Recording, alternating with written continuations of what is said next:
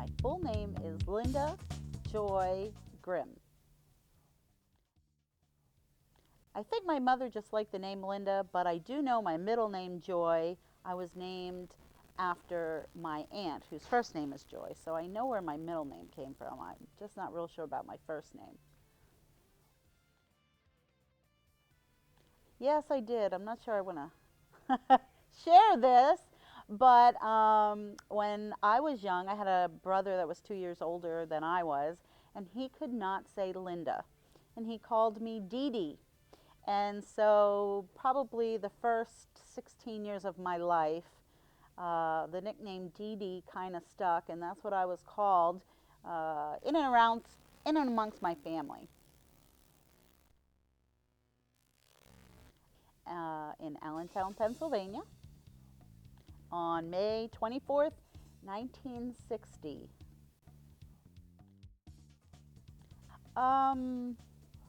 My family was originally from, my father was originally from Allentown, Catasauqua area. And when my mother and father married, they moved, or they stayed in the Allentown area, but I actually grew up in a little town called Mertztown because my father was teaching at Whitehall High School, and he took a job in the Topton area, and Mertztown and Topton are relatively close, so that's how I came to live in the area. There were no immediate family members in the Mertztown area. I had family members in the Allentown area, but again, my parents moved out to Mertztown, so there were no immediate family members in the Mertztown area. But between Mertztown and Allentown, you're only talking about 30 minutes, so depends how close. Well, I remember when I was young, when I'm talking about 3, 4 years old, we lived in a farmhouse which had many, many rooms, a large kitchen, living room, dining room,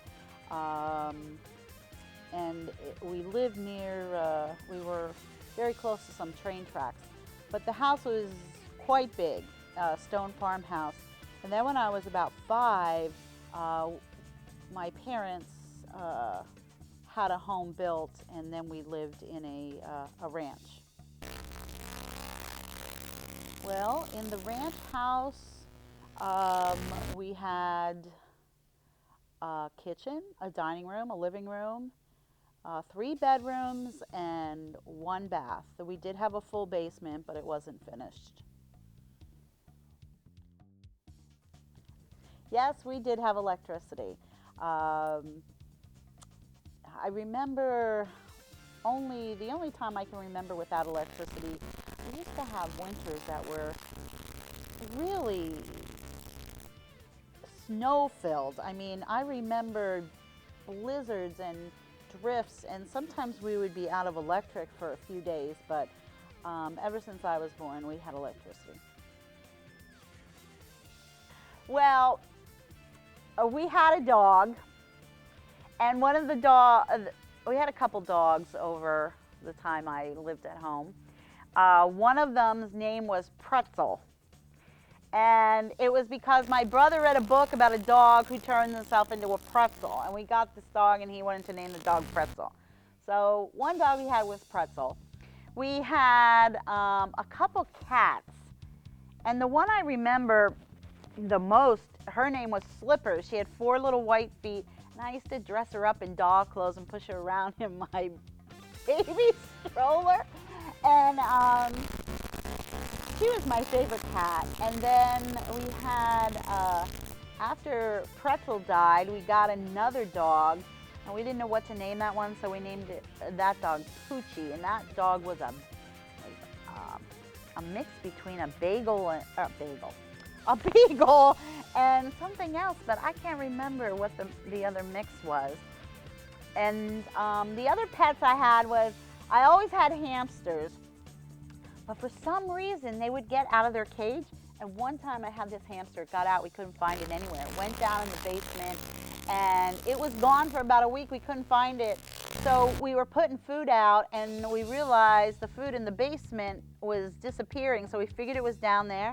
And the one day I went and I put wash from the washer into the dryer and turned on the dryer, and it came flying out of the dryer against the dryer, into the cement wall, and we killed it because it had built its nest in the dryer. I never had lots of hamsters, but I had a lot of them in the day. But dogs, cats, and hamsters, that was it. I was brought up as a Lutheran, and the church that I was brought up in, it was very close to Catholic. It was very formal. And the church that I went to was St. Paul's Lutheran Church in Mertztown. And we went every Sunday, and I needed to attend Sunday school, and I went through confirmation, and my family was very faithful in going to church every Sunday. It didn't matter what you did the night before. You always got up and went to church. But it was a very formal Lutheran church, and again, very close to Catholic. Typical family dinner was meat, potatoes, a vegetable, and bread. Meat and potatoes, meat and potatoes. That's what my family was. My father was a big meat and potatoes man. And every one of us were home for dinner. We ate together. We ate breakfast together before school. And at night, we waited for everyone to come home, and we ate dinner at night. On a Sunday, after church, we'd come home, and my mom would always make a big meal for Sunday lunch. But everybody was there. We would talk. My father would never let us sing at the table. That was against the rule. And you cleaned your plate. It didn't matter what they put on it. You ate it, whether you liked it or not. I still, to this day, hate Brussels sprouts, but everything else I pretty much ate. And the one meal that I remember eating all the time, and we had we weren't poor, but we didn't have extra money to spend. But I think the one thing that I have to laugh about when I think about family meals is my mother made chicken hearts, chicken livers, and chicken gizzards. And my mom and I liked the liver, my brother ate the hearts, and my dad ate the gizzards. And it was a great meal, but when you think about it today, eating hearts, gizzards, and livers, that's not your ideal meal. But those are the kind of things, because we never had money to, have prime rib or T-bone steaks or anything like that. But it was very family oriented. Everybody sat around the table. You talked about what you did or what was going on, ate what was on your plate, and asked to be excused from the table.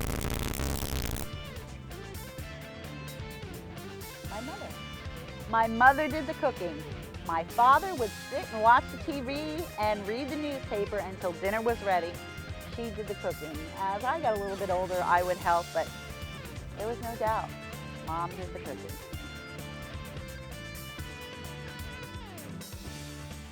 Chicken liver. I love chicken liver. Chicken livers, pierogies, pizza,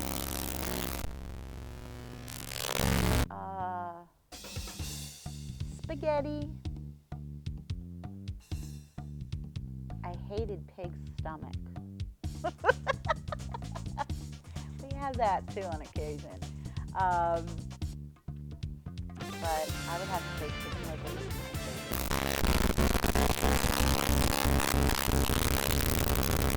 The oldest relative I remember as a child was my grandparents. And today I still have one of my grandparents, my grandmother, and she will be 100 in July. And she is still alive. And to sit and talk to that woman is the neatest thing. She saw slavery. She saw the invention of radio. She saw the invention of TV. She saw when women were allowed to vote for the first time. She saw Uh, she was alive, and I think this is right. President, I want to say Hoover. I hope I have that right, but I'm not sure. And I forget the amount of presidents that she lived through. And it's amazing to sit and listen to her. I mean, she's lived through world wars and um, phenomenal things. And so my grandmother, who is still alive, 99 years old she is, um, and I can only remember, I had a great grandmother when I was very young, and she lived to be 90. And that was the grandmother I still have. It was her mother, so there's longevity in that family, but it's neat to talk to them because they've seen a lot that I never saw.